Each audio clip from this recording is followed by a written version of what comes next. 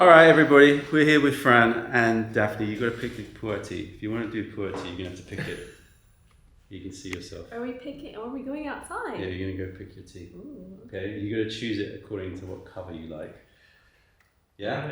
All right, let's go. Let's do it.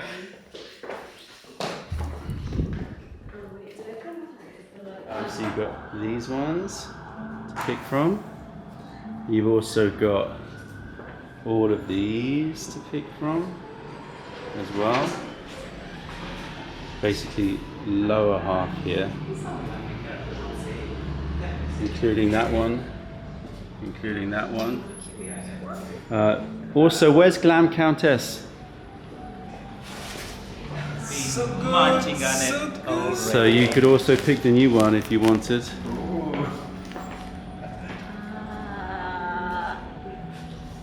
I don't Go know. on. What do you think? You wanted to taste Puer, so you choose. So much pressure. What do you drink? Okay, we didn't have any recommendations. Okay. I mean, if we're choosing on the cover, I love her, and I love Breezy. I love the dog, obviously. Yes. There's so many to choose from. Want to be brave? Go for the bamboo. No. Okay. If you want to be brave. I would say look at the artwork. Celine's done such a good job. Whatever artwork calls to you, go with that. I already said which one do you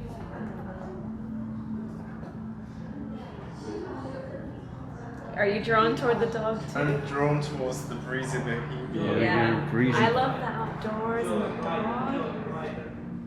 Joyrider? Oh, What? no, You're confusing us. don't. That's too.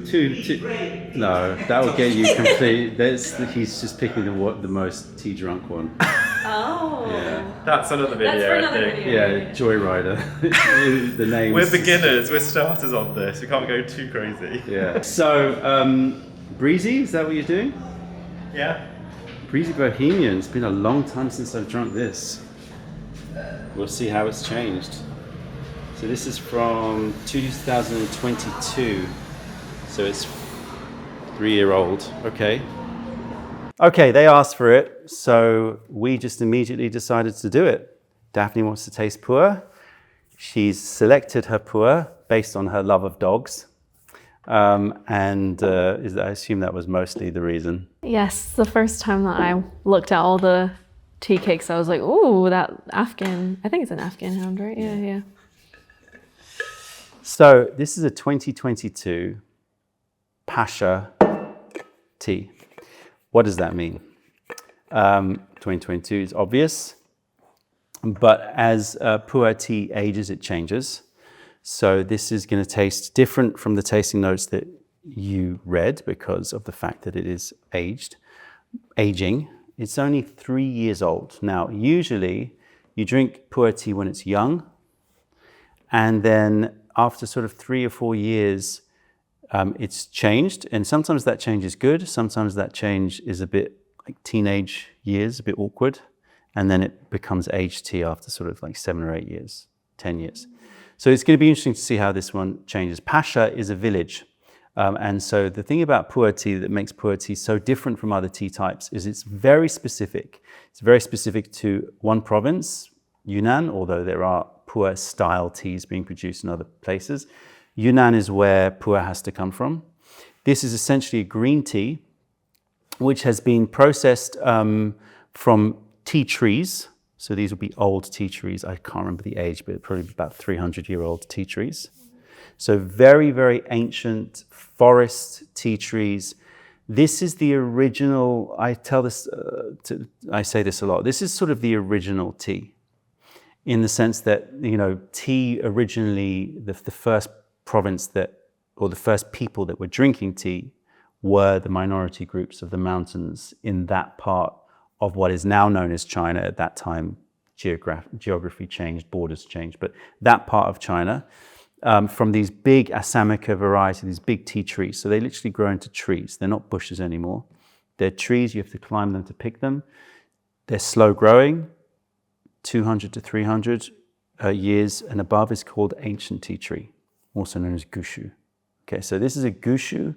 And every different forest or every different village in this big province of Yunnan, like because these are old tea trees, they all come from seed, right? So they're all genetic land races of the particular areas. And therefore, when you go to a particular village, it has its own personality. So it's not like taking cuttings and then just, producing the same genetics all over an area. This is all about saying the village has its own forests. These ancient forests, they have their own genetics. They have their own, because they're seed grown. And so it's kind of an awkward tea in the sense of like, it's not going to have a defined character in the sense of like a very clear, like this is a cultivar that does X. Because if you actually like look at what the cultivar says, it just says big leaf tea tree, because it doesn't have a cultivar, it doesn't have a name. It's just what was growing in that area. Yeah? Make sense? I said that quite quickly. That's a lot to take in. So in essence, you're talking about, let's call it, a lot of people like to use the word wild, and that's a bit of a misnomer, but like let's just say that this comes from forests rather than like plantations, and it comes from old tea trees that are native to the area. And so the taste of pu'er tea is a very particular taste that oftentimes, just enough, oftentimes like is considered a more difficult tea to get into, because it's a bit like, it's not crafted by humans. This is very terroir based. So if you compare it to wines, this would be the sort of awkward old world wines, right? These are your Burgundies, and you're kind of like, it's just a bit more awkward. Anyway, it's a long build up. Have a smell. And try to transport yourself to those forests. Oftentimes with pu'er tea, they're very complicated and complex because of the fact that there is so much wild, like there's fruit trees, and there's the earth is like, millions of years old, and these forests have gone through so many different things. And every time a tree goes through, or any plant goes through an experience, it changes. So 200 years or 300 years, it's had lots of experience. So it's exactly the same as people, like you build character over time. Hopefully you don't become sour and old, but you know what I mean? But like you build character as you experience usually hardships. I really like the smell. Really like the smell? Yeah. Is it difficult to describe? Yes, it is. It smells like something really familiar, but I don't know what exactly. It's something sweet that I'm thinking of. Okay. Do you have any idea, Fran? It's very different to like a black tea, right? Extremely, yeah. So with a black tea, what's happening is the human relationship with tea is really interesting. And with black tea, the humans are more involved in crafting the smells and the tastes, right? Whereas with pu'er tea, it's sort of like just about the land, right? You smell the land. Mm.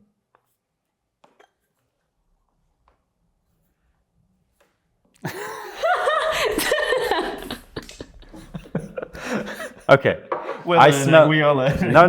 But pu'er tea is very transportive, right? This is more complicated to try to describe than the black tea, right? Because it's got more going on, and it's not necessarily food and drink. It's land. It's place, right?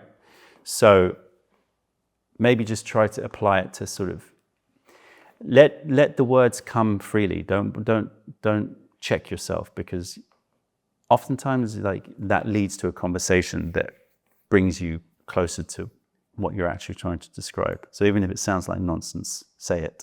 Ice cream. Ice cream. A specific flavor of ice cream.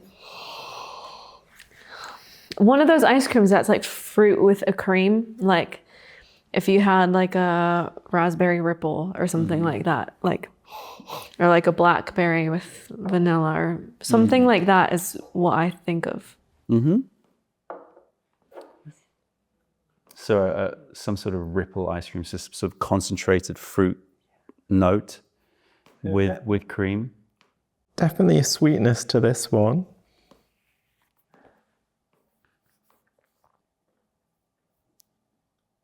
But more of kind of like an aged fruit, Aged fruit, yeah. Okay. like a dried fruit or something like that. Yeah. So as the tea ages, that's sort of what's happening, right? You're picking up more dried fruit. So you might pick up like prunes and like dried berries, you know. But I also pick up like a sort of almost fudgy note to it as well. Like a sort of like a fudgy note. And I also pick up, and I said it in the last video, like a kind of skin-like note. Like, you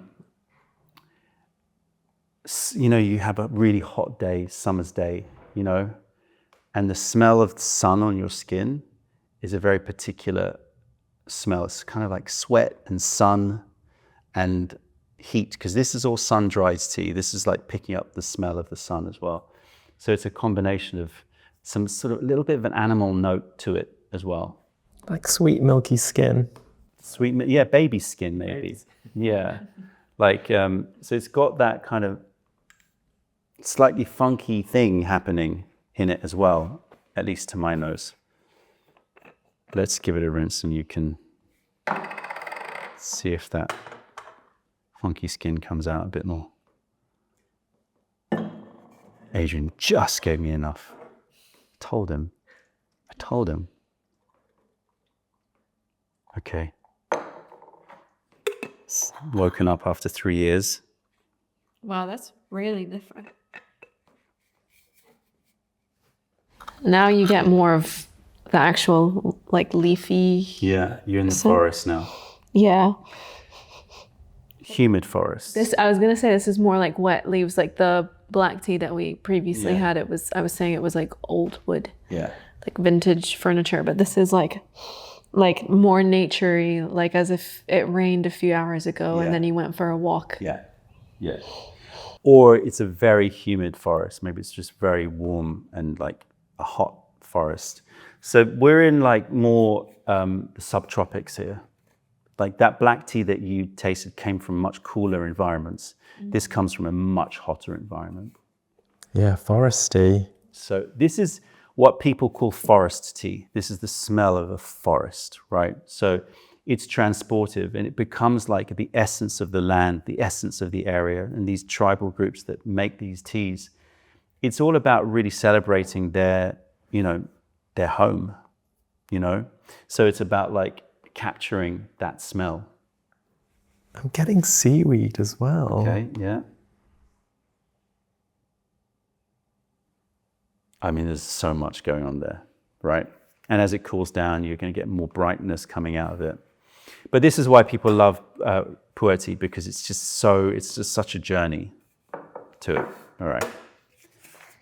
Let's brew it up. Definitely smells like dried fruits. Mm-hmm. Like when you have like a granola or something, it has all those dried, or even like dates kind of. Yeah. Dates. I do pick up this fudginess as well in it. I think that in the notes, I think I wrote nougat, but like that's now darkened. You know, it's like the sugars have sort of caramelized as well. All right. We're going to brew relatively light. This stuff is very potent. So it's gonna, you can see how they're starting to open up, and you can see that they're big, gnarly leaves. These aren't like some fine, you know, picked like, but these are big, big leaves. You're gonna have to try and zoom in on that, Fran. All right, here you go.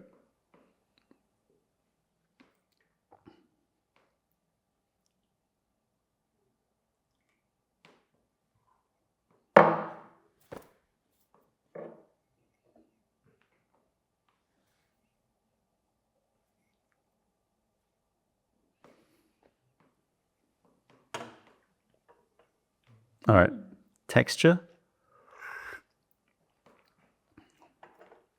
Compared to that black tea, would you say this is thicker?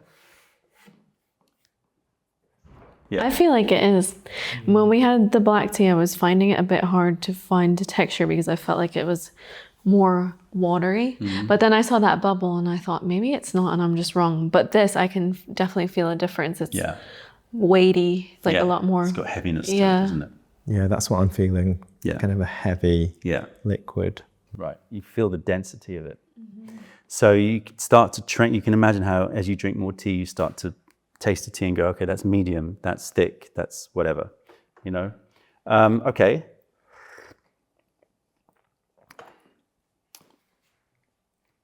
Taste. Getting like burnt sugars in it. Like a, you know, like a caramel that's just been taken just to the point before burning, you know? That sort of caramelly note to it. Like flan. Yeah. Yeah. Yeah. Yeah. Yeah, you can taste that kind of almost caramelized. Yeah, the top of that flan, the creme caramel, that just the top, it's like a little bit, ooh, it's nearly burnt, but not. It's just right.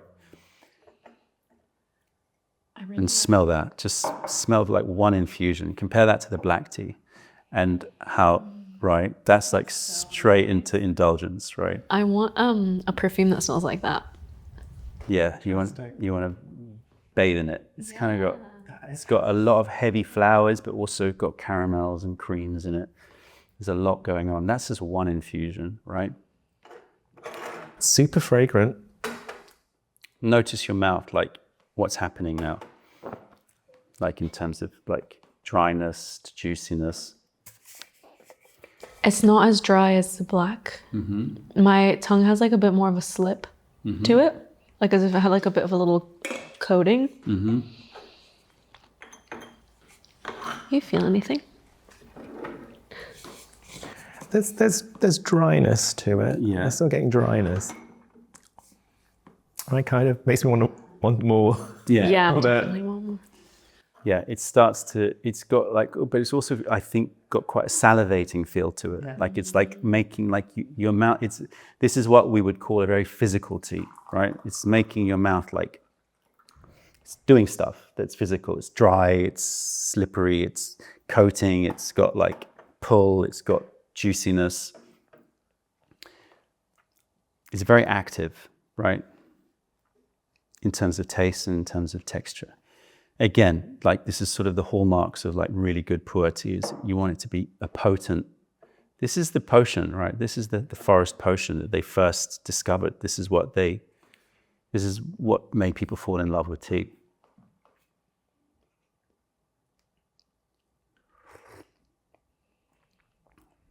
This one tastes stronger. Yeah. Yeah. Second infusion. Yeah, more leaf. Yeah, notice the mineral feeling in the mouth, right? When you swallow, it's almost got like a slightly sort of cooling,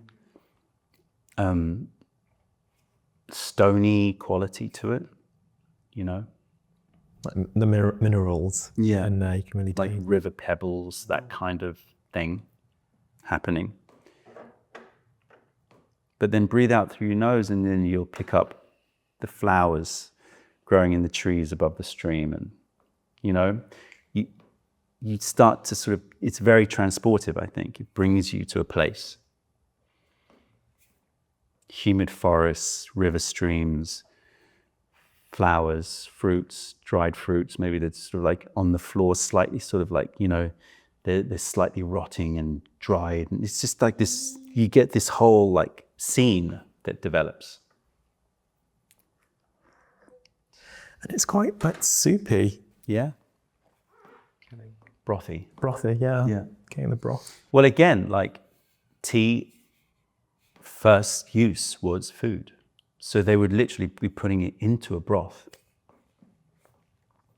If you think about what, even in China nowadays, that when you speak to somebody, the translation of the tea liquor, they call it the tea soup. You know, what color is the soup? How is the, you know, so, you know, tea actually is a soup, you know. It's just, we don't call it a soup unless it's savory, right? What's the difference between a drink and a soup? You know, if it's, Yeah. and this is a juice, okay, but if it's like a, you know, something that's cooked in liquid, then the moment you add salt or something in there, it would become a soup, right? I wonder if there's any soups that have tea in them, if anyone has ever experimented with that. Oh, for sure. So the original recipes for tea is that, and I was planning to do a video about that, where you put ginger, like spring onion, dried orange peel, and there's a whole recipe, like for making tea soups.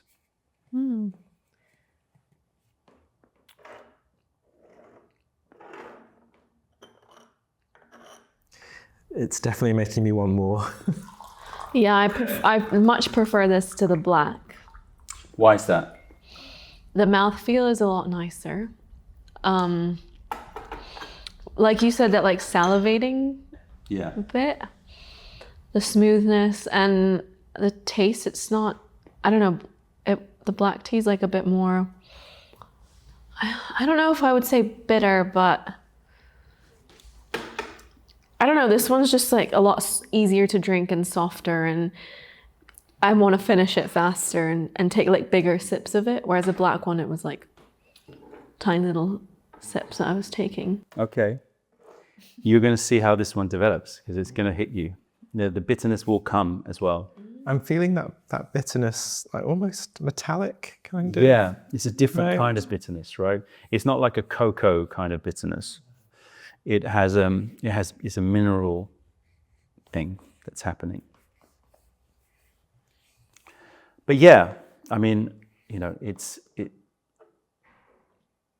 definitely, I mean, you smell that, that's amazing. It definitely has a lot of, it has a lot more going on.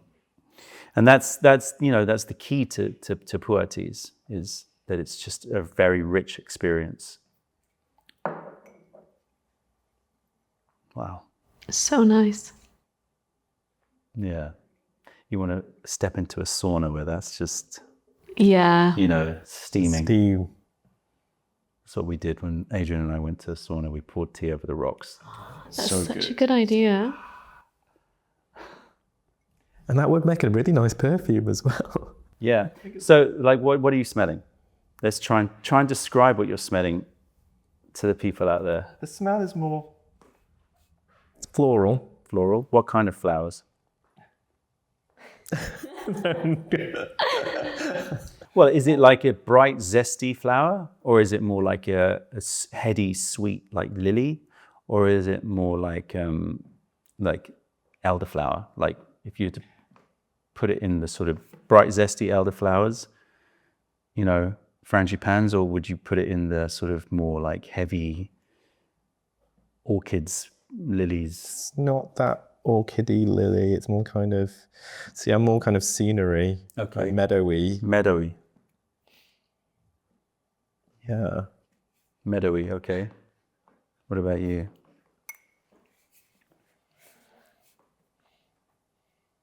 It's also got a bright, fresh note as well in there as well, I think.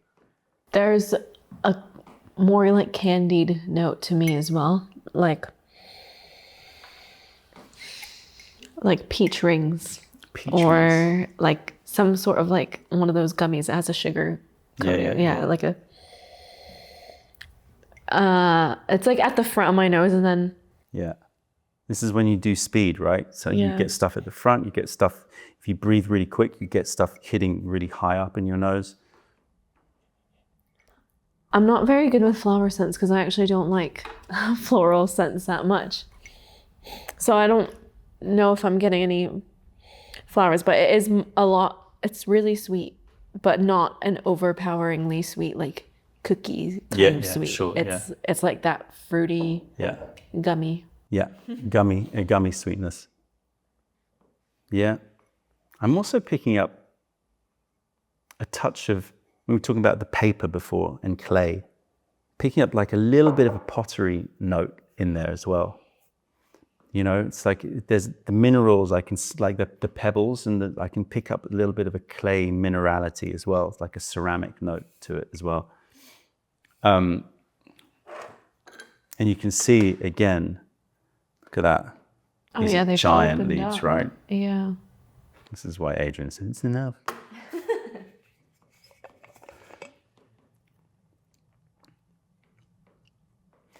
aftertaste in your mouth? Yes, definitely. Really feeling it. It's not just like physical and juicy, but there's a taste as well. How would you describe that taste? Almost for me, it has like a sort of fresh soapy note to it. Like, you know, those sort of slightly floral Marseille soap kind of thing.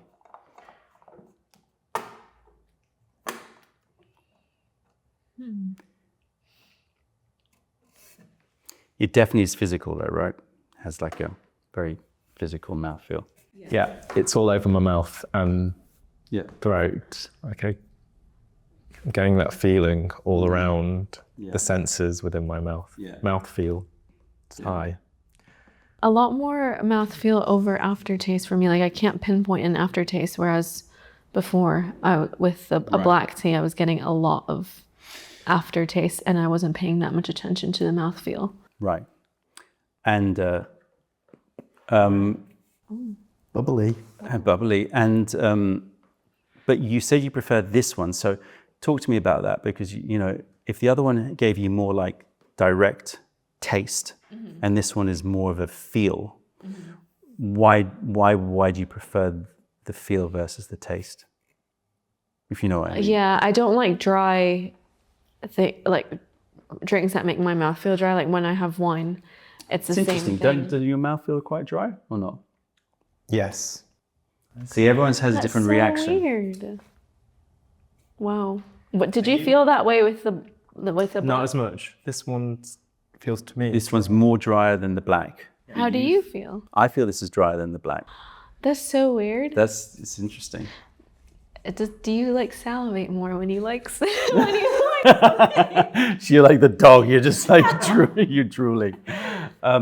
No, and I don't say that as a negative. I love that feeling. I love the feeling of like it, like quenching and then becoming juicy.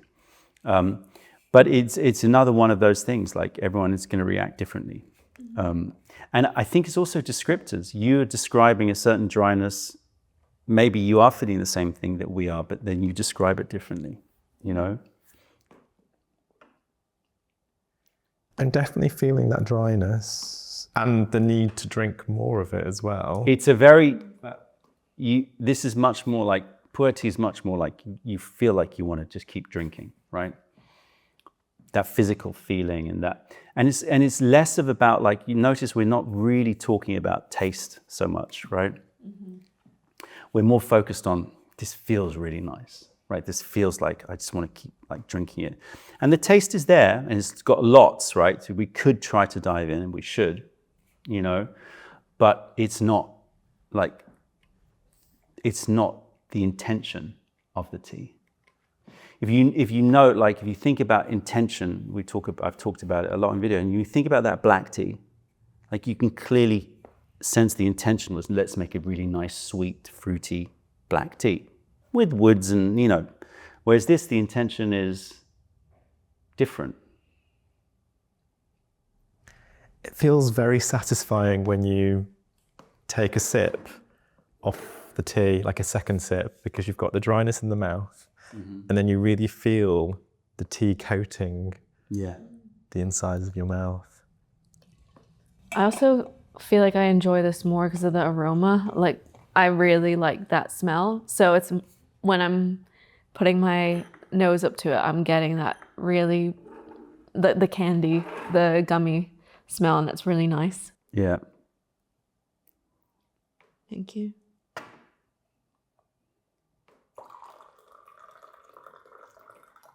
You can see how short my infusions are as well, because I'm conscious of like making sure that we don't go too heavy on it. But you know, if you brew heavy, you'll get a lot more physicality out of it. So this is one that you really tailor it according to your taste. And interestingly, like I've never really looked at tea with bubbles and Yeah, look at that. yeah, it's kind of makes me think now Yeah. about the texture even before drinking it. Yeah, because you look at that, you can really see that it is like some jelly. There's a jellied nature to that, right? It's not something that, because even that bubble, it looks like it's sort of inside, you know, the liquor of it. Soup. Cheers, everybody.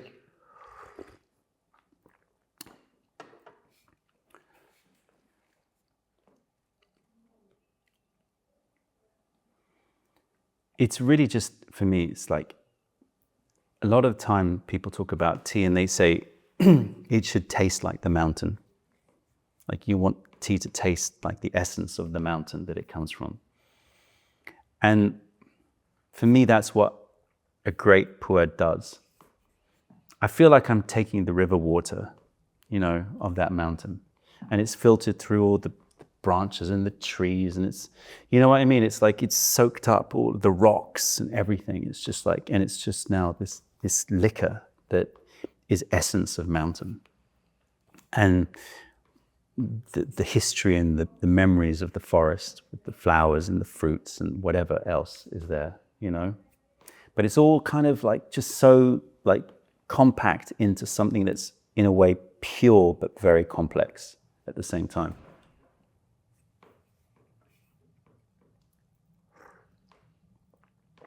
I don't know how many infusions we've had, but quite a few.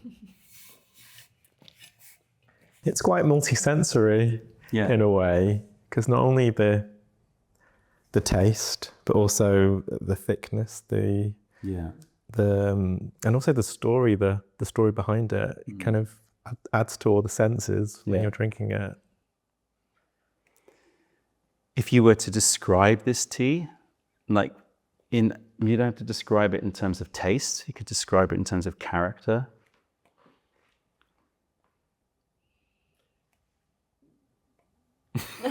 Daphne's looking squarely at Fran. You go I'm first. like, so you want to go first or should I go first? I want to say it's a clean Sprite. Right. I don't know, I'm going to kind of gain that kind of sharpness right now from the kind of minerals. So there's a mineral brightness, there's a clarity to it. It almost feels fresh in a way, right? And I still get that soapy kind of quality in my mouth that makes me feel clean and like, I don't know, it has that sort of cleanness to it. Different, wow, that's even getting stronger. Different from the smell of the empty cup. And the empty cup is more heady. But in terms of the actual feel of it, I think it is quite sprightly. What do you think? Are we going too abstract now? With the stuff that's not food, it's hard. Like for me to picture it, like the soap, I was like, but then when you were saying it's clean, I do think it's one of those things that you can have like after you eat and then you feel like it's kind of like, you've got like a clean slate kind of thing. Yeah. Like, what about feeling in your mouth? Do you feel it's like cooling when you breathe? Do you feel like in your mouth, obviously not when you've got warm liquid in your mouth, but afterwards, does it feel like a little bit like, not minty, but a little bit fresher? should I be breathing in? Like, You can. because if I do that, it's kind of like when you have gum and then you drink water. Yeah, exactly. It's got a little bit of a cooling sort of slight, not tasting minty, but feeling slightly minty Yeah. to it. I get that freshness. There's a freshness to this tea for sure. And that alpine rockiness, right? Do you start to understand the dog up on a ski lift? Bohemian dog, was that the one? No, it was Breezy Bohemian. Breezy Bohemian.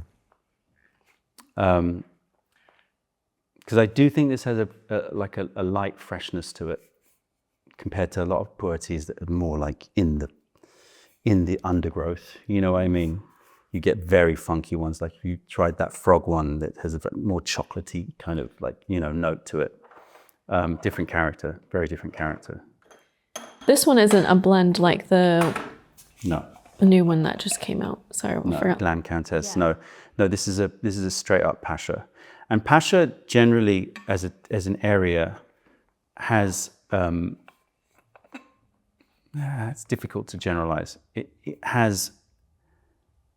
I would say it's a more complicated one to try to explain. It's less obvious. There are some areas that are just straight up like very particular in terms of their character. Pasha's particularities it's a bit difficult to explain. It's less about taste, it's more about feel with Pasha. Pasha's a very expensive one. In fact, most of the expensive villages in Yunnan, it's always more about feel than taste. Taste is often considered like a secondary, like, yeah, okay, yeah, tastes good as well.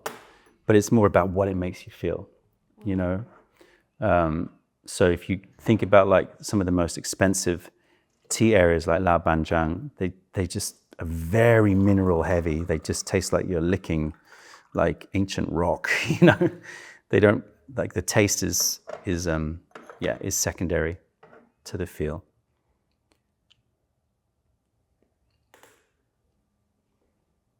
I like seeing all the leaves unfurl and open up. Pretty.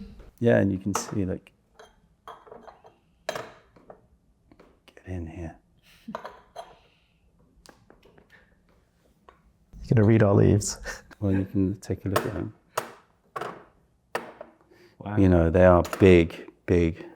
This is not that big, but it's still pretty big. Yeah. You know, it's always really good to look at the leaves as well, because you really see that this is proper tea. You know, there's not like some beaten up, you know, and this was in a cake, right? So it is still broken, but, you know, beautiful. Like, Yeah, I want to touch it and see how thick. Oh. Feel free. Grab some leaves. It's not as delicate as I thought. Like, I thought that if I went like this, Yeah. that if I went like this, it would break it, but it's not really. No, they've got luster, and see, that's a bud. Oh. Yeah. When you smell one by itself, it kind of has that salty, more briny smell. Or is that my fingers? No, I was getting seaweed. Yeah. Kind of.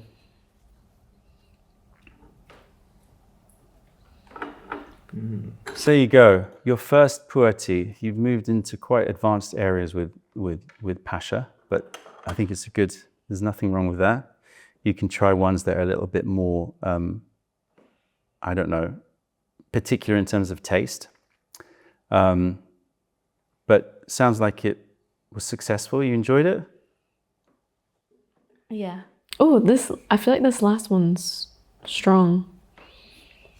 This is the thing about Puer, is that you can brew lots.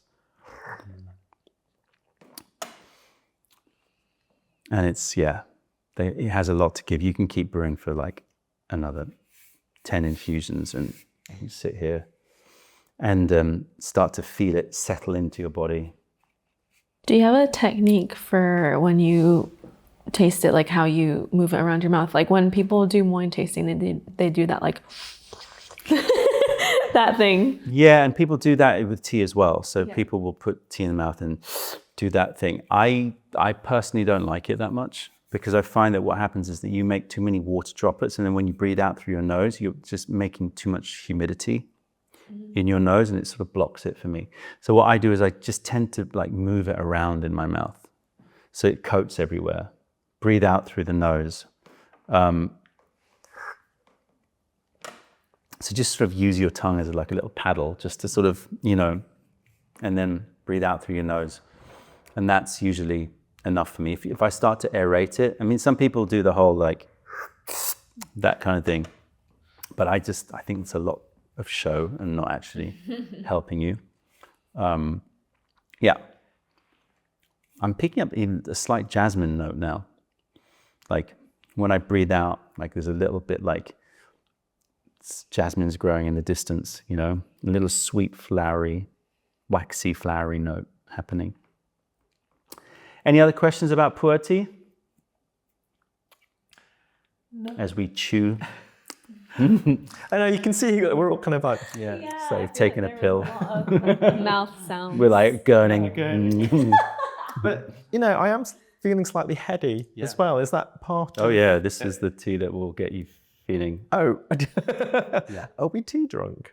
You're going to get there if you drink some more of this. I've intentionally brewed not too long infusions. If you want to go for it, we can brew harder. But yeah, these are the styles of tea that are more likely to see. I can't speak, so that's a good example. Interesting, because I was feeling it like slightly just heady. Yeah, everything enjoying feels it a little now. bit, you know, the lights feel a bit different. It's all a bit, you know, the gurning is real. First time being tea drunk on the lightest tea. Yeah, the first of many times, I'm sure. Any other questions? No, I can't think of any right Okay. now. That was a lot of information. A So lot of a new information, yeah. Okay, well, this is your first try at Puer, but as you saw out there, you've got lots that you can get through, and you can find your favorite cakes out there. And this is why people love it, because they can collect the cakes, and then, you know, they just find the ones that they just really that they really sort of relate to, and also the ones that get them really drunk. All right, that's it. Training session over. We can get back to work, and I'm going to keep drinking this tea. Bye. Bye. Bye. We'll brew up one strong one. Ooh.